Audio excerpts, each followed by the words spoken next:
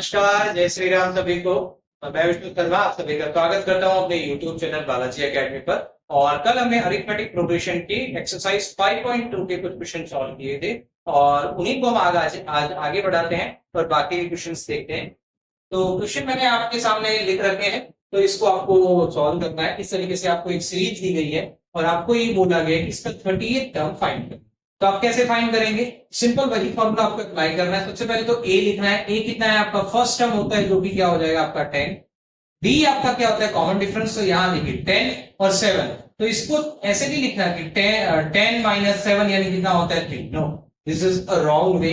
आपको हमेशा करना है A2 माइनस A1। क्लियर है? तो यहां हो जाएगा 7 माइनस 10 यानी -3। यहीं पर हम गड़बड़ी करते हैं। ये +3 और -3 की वैल्यूज में हमेशा गड़बड़ी करते हैं, तो ये प्रॉब्लम आपको क्रिएट नहीं करनी है। आपको हमेशा ये ध्यान रखना है कि आपको किसमें से किसको माइनस करना है। हमेशा ध्यान रखिए सेकंड टर्म में से फर्स्ट टर्म को माइनस करोगे, क्योंकि अगर आप उल्टा करते 10 माइनस 7 तो आपका आंसर 3 आता, और 3 आता तो आप क्या करते? आप अगर +3 देखो तो आपकी सीरीज जो है वो किस तरीके से होनी चाहिए थी? 13, 16, 19। लेकिन आपकी सीरीज तो माइनस हो रही है ना, कम हो रही है। और वैसे भी आप इस चीज को देख सकते हो कि आपकी वैल्यू अगर कम हो रही है तो इसका मीनिंग होगा कि आपकी सीरीज में माइनस हो रहा है। अगर आपकी वैल्यूज इंक्रीज हो रही है तो आपकी सीरीज में डी प्लस में आ रहा है। ये ऐसे भी आप एक लॉजिकली भी देख सकते हैं। तो डी यहाँ पर आपका क्या आ जाएगा? -3। अब आपको फाइंड करना है 38 टर्म। तो आपको हमेशा ये फॉर्मूला लिखना ही लिखना है। अब ये ऐसा मैं इसलिए बोल रहा हूं, मैं दो पर्पज से बोल रहा हूं। पहला पर्पज ये होता है कि बोर्ड में स्टेप्स के मार्क्स होते हैं, तो आप स्टेप्स लिखोगे तो उसका बेनिफिट आपको मिलेगा। सेकंड थिंग कि इस तरीके से आप लिखोगे तो आपको फॉर्मूला बार बार आप लिखोगे तो रिपीटेशन से आपके दिमाग में फॉर्मूला बैठ जाएगा, तो आप फॉर्मूला भूलोगे नहीं। अगर आप रफ में भी प्रैक्टिस कर रहे हो तब भी आपको इस तरीके से फॉर्मूला लिखना है। इस बात को खास ध्यान रखें। अब मुझे फाइंड करना है 38 टर्म, तो मैं यहां लिख दूंगा A30 इज इक्वल टू ए की वैल्यू है मेरे पास 10 प्लस एन की वैल्यू हो जाएगी 30 -1 और डी की वैल्यू है मेरे पास -3। आगे सॉल्व करोगे तो A30 इज इक्वल टू हो जाएगा 10 प्लस 30 -1 यानी 29 -3। क्लियर है चित्र? 20 प्लस प्लस माइनस क्या हो जाएगा? माइनस। अब 29 को 3 से अगर आपको मल्टीप्लाई करना है तो आपके पास दो तरीके हैं। एक तो आप इस तरीके से सॉल्व कर लो, 29 3 9 इस तरीके से सॉल्व करो। दूसरा तरीका होता है कि 29 को आप 30 मान लो। मैं एक बेसिक तरीका आपको समझाता हूं। 29 को अगर मैं 30 मान लूं तो कुछ इस तरीके से होगा। 30 -1 भी क्या होता है? 29 ही होता है। और ये 3, तो इस 3 को एक बार यहां मल्टीप्लाई करो, 3 को एक बार यहां मल्टीप्लाई करो, 33 से क्या हो जाएगा? 90 -3 यानी आपका 87 आंसर।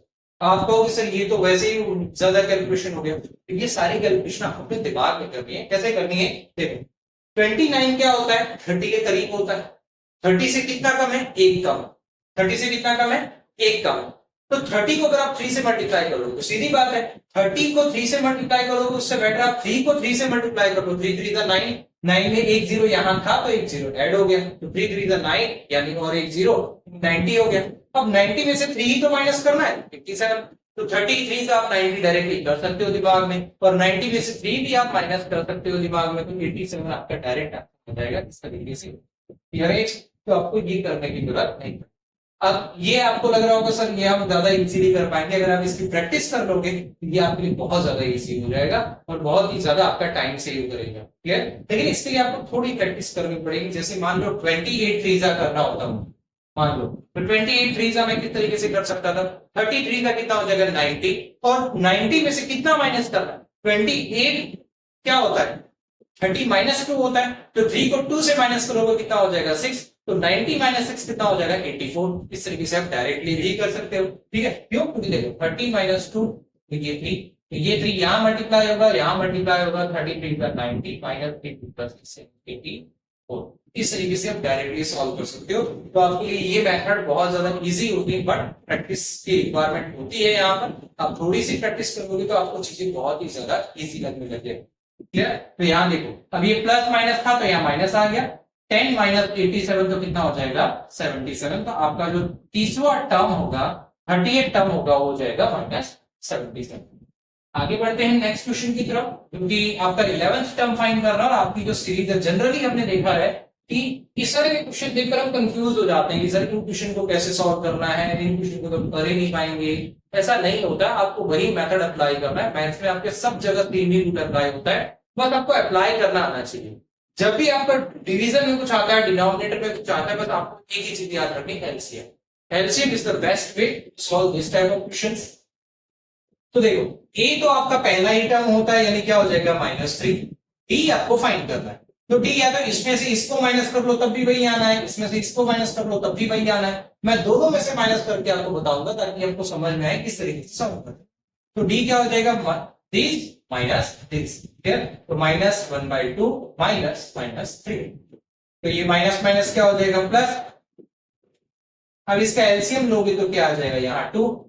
इसको इससे डिवाइड करोगे तो क्या हो जाएगा, 2/2 यानी 1। 1 को ऊपर मल्टीप्लाई करोगे तो -1 ही आएगा।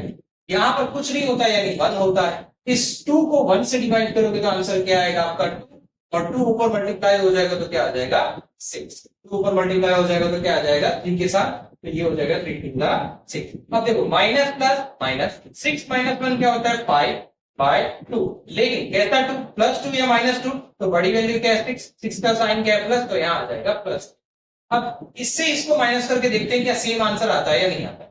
2 -1/2, ठीक। तो आप क्या करोगे, 2 माइनस माइनस प्लस यानी 1/2। अब यहाँ क्या करोगे, 2 आपने एलसीएम ले लिया, यहाँ कुछ नहीं यानी 1। इस 2 को 1 से डिवाइड करोगे तो कितना आएगा 2, और 2 को ऊपर मल्टीप्लाई करोगे तो क्या आ जाएगा 4, और यहाँ आ जाएगा 1। तो आंसर क्या है 5/2। मतलब आपका कॉमन डिफरेंस यानी डी कितना आया 5/2, डी इक्वल टू 5/2। क्लियर है ये चीज। अब आपको ए मिल गया, आपको डी मिल गया, तो आप बाकी सारी जो वैल्यूज हैं आप आराम से फाइंड कर सकते हो, जो कि आपको यहाँ में पूछा है। तो क्या पूछा है आपको, 11 टर्म पूछा है, तो आप इस तरीके से लिखोगे a plus n minus 1 into D. तो आपको 11 टर्म बोला यानी यहाँ a 11 आ जाएगा। a आपका है कितना -3 प्लस n माइनस 1 यानी 11 माइनस 1, और डी आपका क्या है 5/2।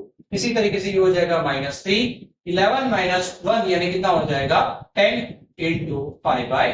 तो ये 2 5 10, तो ये हो जाएगा -3 प्लस 5 5 25। ठीक है। अब माइनस प्लस क्या होता है -25 - 3 22, बड़ी वैल्यू क्या है 25, उसका साइन प्लस है यानी ये हो जाएगा प्लस, यानी 11 की वैल्यू क्या होगी 22। क्लियर है। आई होप आपको ये समझ आ गया होगा। दोनों इक्वेशन बहुत ही इजी क्वेश्चन थे। नेक्स्ट क्वेश्चन देखें तो उसमें इस तरीके से लिखा है, आपको एक सीरीज दी गई है और आपको ये पूछा है कि ये कौन सा टर्म होगा, इस सीरीज में 78 कौन सा टर्म होगा। मतलब आपको ये फाइंड करना है कि n क्या होगा। यहां पर a आपको दिया हुआ है 3, d अगर आप देखें तो देखो 3 + 5 8 + 5 13, यानी d आपका क्या हो जाएगा 5। आपको फाइंड करना है an तो आपके पास है ना 78, मतलब आपका जो टर्म आपको फाइंड करना है वो तो ऑलरेडी 78 दे दिया गया। आपको क्या फाइंड करना है n, मतलब ये पूछा कि कौन सा टर्म है 78, तो n आपको फाइंड करना है। इसका मीनिंग क्या हो जाएगा, आप इस तरीके से सॉल्व करो, बस वही आपको एक ही फॉर्मूला यहाँ लगाना है। इस चैप्टर की सबसे बेसिक क्वेश्चन, बेसिक बढ़िया चीज यही है कि इसमें आपको सिर्फ और सिर्फ एक फॉर्मूला ये वाला है और एक एसएन वाला फॉर्मूला है जिसमें हम सम करते हैं, बस 2 ही फॉर्मूले, उसके अलावा किसी तीसरे फॉर्मूले को आपको यूज नहीं करना है, और ये आपको 2 से 4 नंबर देकर जाएगा एग्जाम में। बहुत छोटा सा चैप्टर है। अब ए एन तो आपके पास ऑलरेडी है 78, तो 78 आपने यहां लिख दिया। ए आपके पास क्या है 3, तो ए आपने यहां लिख दिया। एन आपको नहीं पता है तो एन को एज इट इज रहने दिया, -1 भी एज इट इज रहने दिया। डी आपका क्या है 5, तो आपने तरीके से, और ऐसा ही क्वेश्चन हम पहले भी एक बार सॉल्व कर चुके हैं। तो ये इसको इधर आप लेकर आओगे तो 78 - 3 इक्वल टू n - 1 इंटू 5। 78 - 3 होता है 75 इक्वल टू n - 1 इंटू 5। अब आगे बढ़ेंगे तो ये जो मल्टीप्लाई में 5 है यहाँ आ जाएगा, तो 75 divided by 5 equal to n - 1। तो 75 डिवाइडेड बाय 5 कितना हो जाएगा 15 इज इक्वल टू n - 1, और ये -1 यहाँ आ जाएगा तो 15 + 1 यानी इक्वल टू n, और n आपकी क्या हो जाएगी 16। यानी इसका मीनिंग आपका जो 16 टर्म होगा वो आपका क्या होगा 78 होगा। आपका 16th टर्म क्या होगा 78 होगा।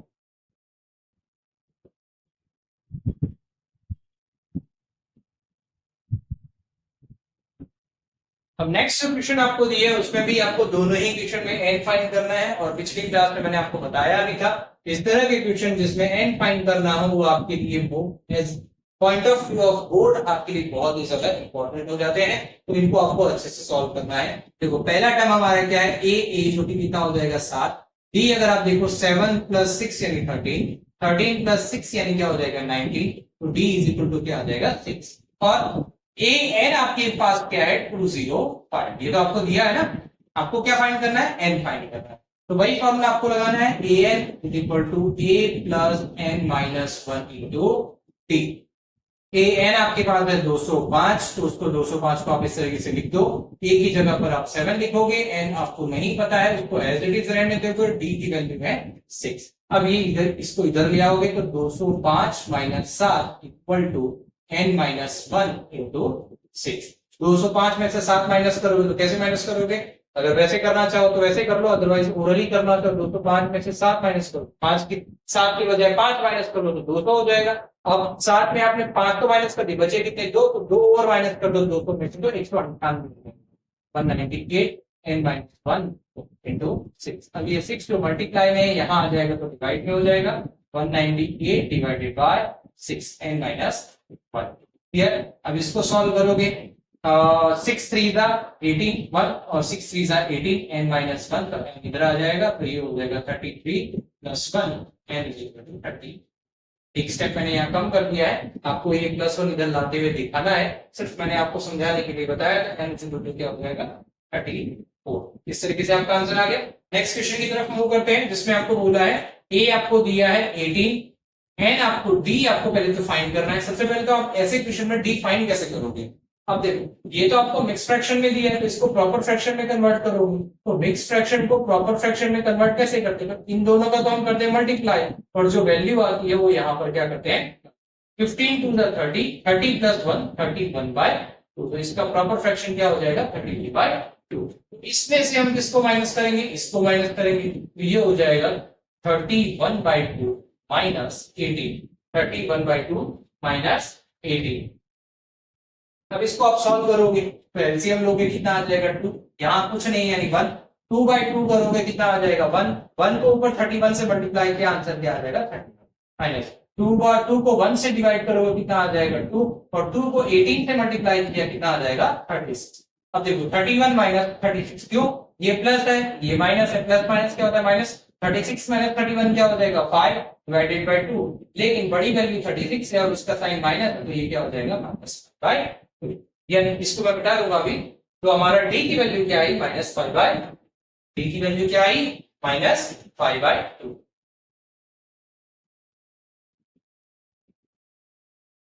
और ए एन हमारा क्या आया, जो कि हमें ऑलरेडी गिवन है -47। अब देखो वही फॉर्मूला में अप्लाई करना है, A N A plus N minus 1 into D. Clear, तो ए एन हमारा है -47 इक्वल टू ए हमारा है 18 प्लस एन माइनस 1 और डी की वैल्यू है -5/2। क्लियर, अब इसको सॉल्व करोगे तो ये 18 इधर आ जाएगा, प्लस का 18 है तो किसमें हो जाएगा माइनस का 18।